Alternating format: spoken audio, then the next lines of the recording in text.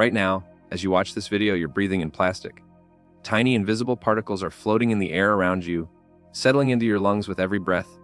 They're in the water you drink, the food you eat, even in the salt you sprinkle on your dinner.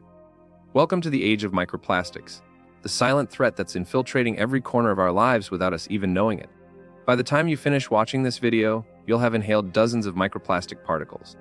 In fact, studies suggest the average person consumes about a credit card's worth of plastic every single week.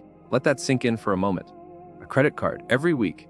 But here's the disturbing part: we're only just beginning to understand what this means for our health and our planet. So what exactly are microplastics?